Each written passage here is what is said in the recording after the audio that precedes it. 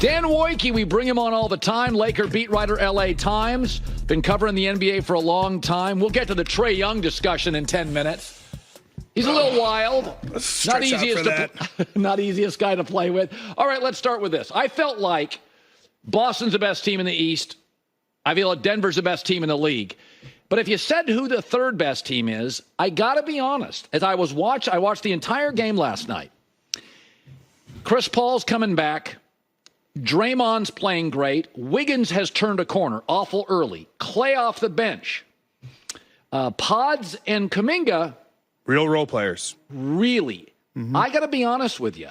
It would not I felt like I thought to myself, this is what the Western Conference Finals would look like. Denver would win, but the Warriors would make them uncomfortable when they hit their shots. So let's start. We know Denver's good. Let's start with the Warriors. Generally, we know this. You go from MJ, Pippen to the tank. Yep. You go Shaq, Kobe. Are they capable hitting on Kuminga and Pods? Can they make a quick reboot and be a Western Conference Finals team? They did it once before, right? Like, and their last championship came kind of post-Wiseman. Yeah, post-Wiseman, post-Durant. Like, so they draft Wiseman. That doesn't work out. Moody, Kuminga don't really work out, but they make the Wiggins deal, and it just fits perfectly. It lines up at the right time, and they go and beat Boston. I was just in San Francisco, watched the Lakers up there on Saturday.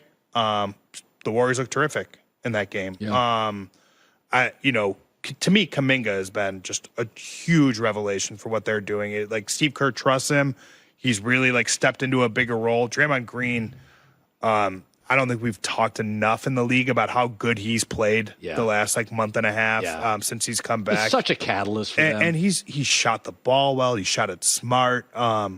He's a supremely gifted passer. We know all this. I watched that game yesterday, and I know they don't match up with Denver at all. Mm-hmm. I mean, Draymond will acknowledge, I can't stop Jokic. Yeah.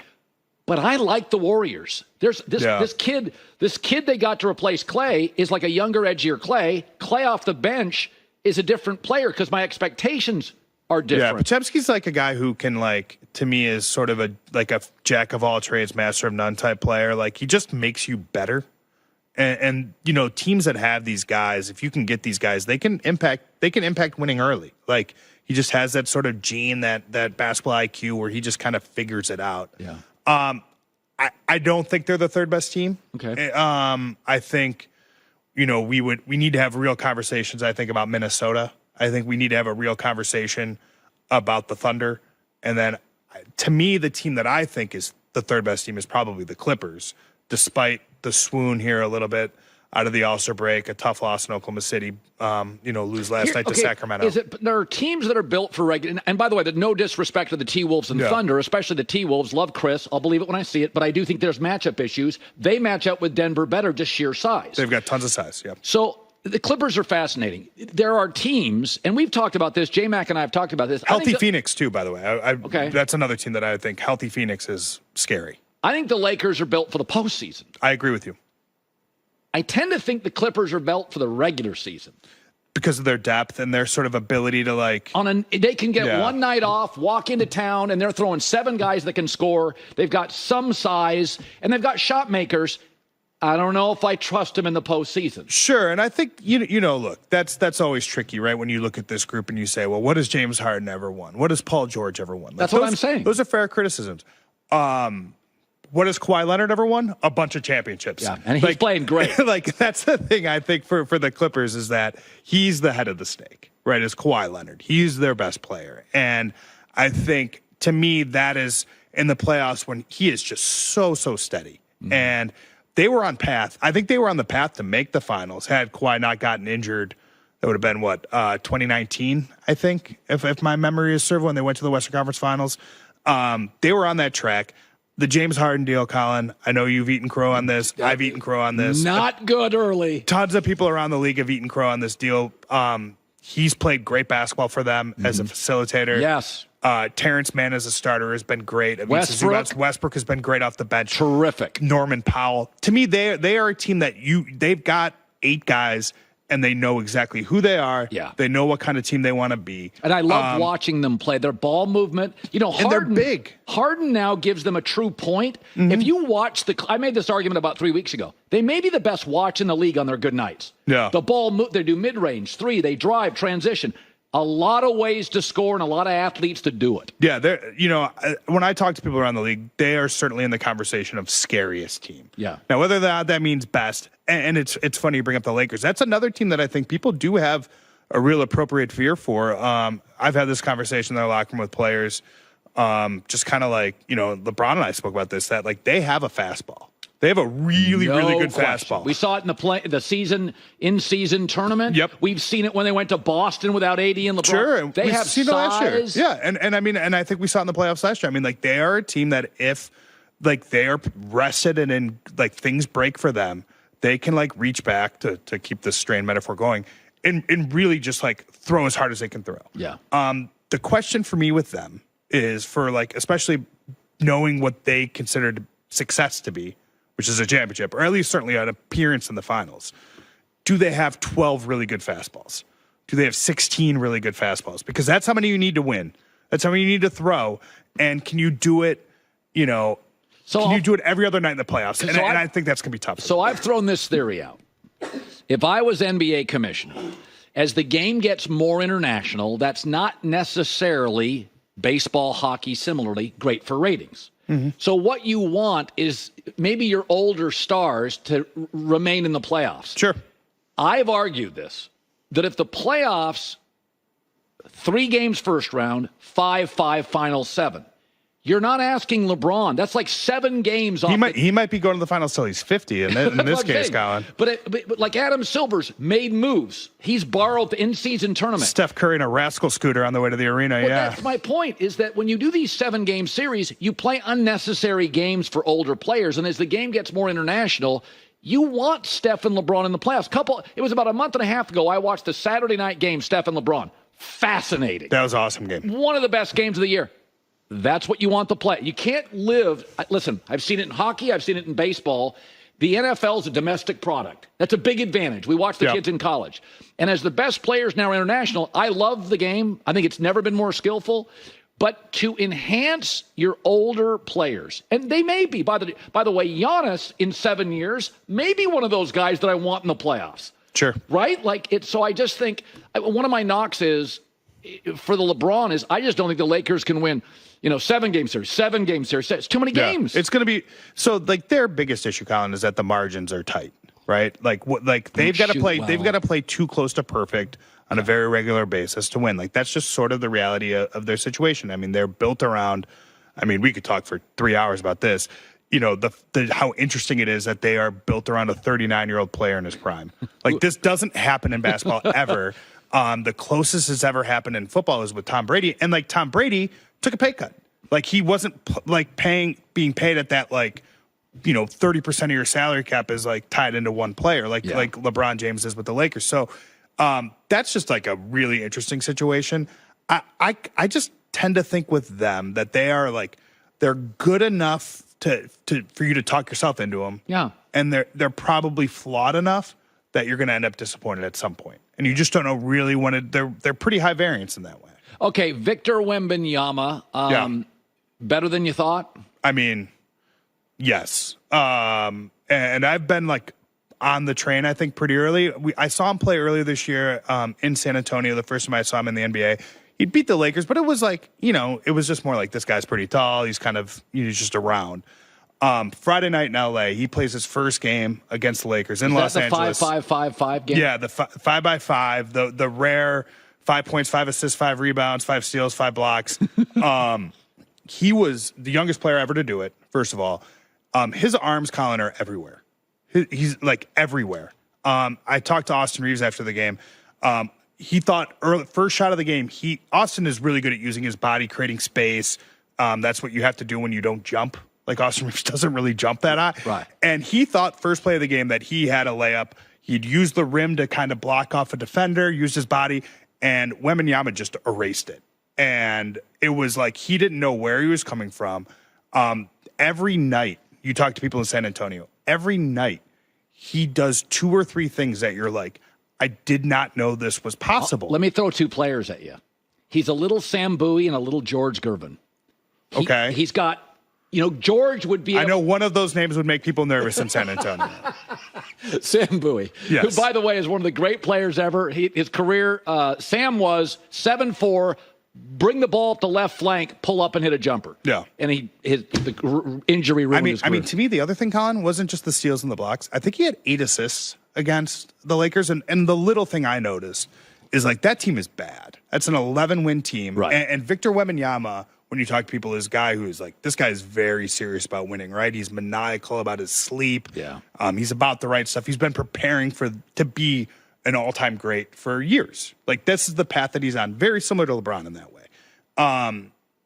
Watching him on the court with a losing team, there wasn't any eye rolling. There wasn't any bad body language. He was very, very with his team. Sure. Guys would miss shots. He didn't get discouraged. He showed no signs of the grind of the season wearing on him. Yeah. And it's just steady. And, we've seen this before in San Antonio with Tim Duncan, right? Sure. Like, just like how narrowly focused. And it just feels like if you told me in 3 or 4 seasons that Victor Wembanyama was the MVP of the NBA, I wouldn't be shocked. Like, I don't know that there's a hyperbole that we can reach. I'm sure we could try.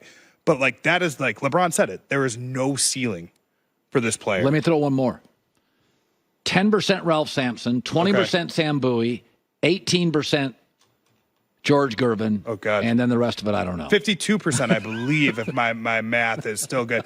Yeah, I mean, sprinkling a little Kevin Durant in there. Yes, absolutely. It's certainly, like, because he's got such high skill level. Because of his skill. I mean, Anthony Davis, in terms of the way that he can, like, kind of defend as, like, both as a guy who defends and steals and on the perimeter blocks. You made me think of something. So J-Max was picking on Kevin Durant, who I like. Mm-hmm. He had a DM relationship for a while or something like that. Yeah. So we got into this discussion earlier. Some guys are great. Some guys are great and are leaders. I always said Aaron Rodgers, great. Not sure if he's a great leader. Sure. Kind of passive-aggressive. Kevin Durant, great. All-time great basket getter. I'm not sure if he's a great leader. I don't view that as a criticism. A-Rod was a great star. Jeter felt like there were leadership qualities, the parenting. Just Derek was like the foundational piece of the Yankees. A-Rod was more talented. Is that fair with Kevin Durant? I think leadership comes in, like, a lot of different forms. Generally speaking, like being inside of NBA locker rooms, right? Like, there are guys that are crazy vocal, who are awful leaders because you don't want to hear their voice, right? And they're bad at it. It can grate on people if they don't know. There are guys that have been too demanding, who you would. People would point to them and say, like, this guy's a general, right? And, like, but behind the scenes, you would say, is this really the leader we want? I think, like, to me, Kevin Durant's superpower as a leader and as a star is, like, exactly what he's about. Yep. That guy's about hoop. He is about basketball. Yep. And he's committed to that. He plays the right way. Yeah. And, like, it is a pretty, again, we talk about narrow focuses. It's a pretty narrowed focus. But it's interesting. And he's not a firebrand. He's not like a rally around guy. But Chris Paul, his critics will say was difficult. I see leadership. Mm-hmm. Boozer, Beal, and Durant. I see talent. Which one's the leader? You need leadership in the playoffs. Booker. Sorry, I was like, Booker is? Oh, no, I mean, like, on that team, I mean, like, yeah. I mean, I think Devin Booker. I mean, I think that, like, those teams kind of, like, who holds people accountable? Yeah, I think it's Kevin Booker. I think it's Devin Booker and Kevin Durant. I think they do. I think they just do it, in a way where it's not you don't grab anybody by the collar necessarily, right? Like, I think you can. It's sort of you have to, like, leadership doesn't come in one shape or form. I think you have to mold it to the situation, right? And especially on a team when you have multiple stars, right? You have, I think, Frank Vogel, who's a very level-headed, like the right kind of voice on the bench too for that group. I don't think you need a screamer. I actually think, like, for what they do, like, laid back probably works a little better. Finally, and this is really the tipping point of our friendship. Okay, let's do it. Trae Young, Donovan Mitchell. Now, I have heard reports. These have not been documented. There's rumors that Trae can be difficult to play with. Yes. Trae Young, Donovan Mitchell, you're a GM, go. Donovan Mitchell first, pretty easily, pretty quickly, actually. Better defender. Bigger. Definitely, I've seen him more consistently in bigger moments in the playoffs, right? Having just a phenomenal season, too. Yeah. Things we don't really, he has been. He's a stronger player MVP. and a better defender. Yeah, and he's just like sturdier. Sturdy. Right? Like generally speaking, sturdier. Now, I think the questions I would always have is, like, how does this player impact winning when they don't have the ball? Right? Because that's the thing. If you're going after these guys, right, it's to be complementary stars to something else you already have. I have Trae Young questions, obviously big questions on the defensive end. Yeah, it doesn't take a lot of pride in it. And like he is a good passer. Very. But like you do wonder, like what you mentioned, like you do wonder is sort of like, well, like where's the disconnect? Guys usually really like playing with good passers. Like where's the disconnect? And they don't love And I think it's just like you pound the ball a little bit. Like this is similar to James Harden, right? And it takes time to figure out how to play around these guys. Do I think there's a better situation out there for Trae Young? Probably. 27 a night. I mean, the numbers are the numbers. I think it is sort of telling, and is that you look around the league and you look at the people who make these choices, players and coaches, when it comes to things like All-Star. He was a replacement. He wasn't the first choice, despite having, terrific numbers this season. So, like, there's got to be a disconnect there somewhere. People say, he and Quinn Snyder, Quinn likes you to play defense. Wants you to play hard. Yeah, and I mean, look, that situation with DeJounte Murray is strange, and they're splitting point guard duties. I mean, we'll see. He's out 4 weeks now. With this injury, I would have think J-Mac would like Trae Young because you're both gunners, and so I would have thought don't have much interest in playing defense. That's right. Just go get your shots up, right? You miss all the ones you don't take. Dude, that chair you're in plays better defense than J-Mac. I've heard that from teammates. That you don't take a lot of pride in defense. But that's okay. You can drill the three. That's the opposite. Dan and I are guys. I'm 3-point line to 3-point line, Jay. That's like, pretty much what I do. It really is. It's like at this point, it's just like try to keep all the tendons intact. Dan Woike. It's great to see you as always. Thanks for having me, Colin. It's good being here. Oh, it's great being here. Hi, everybody. It's me, Uncle Colin. Subscribe here to get the latest from the herd, including exclusive behind-the-scenes videos and more, wherever you may be, however you may be watching. Thanks again for making us part of your day.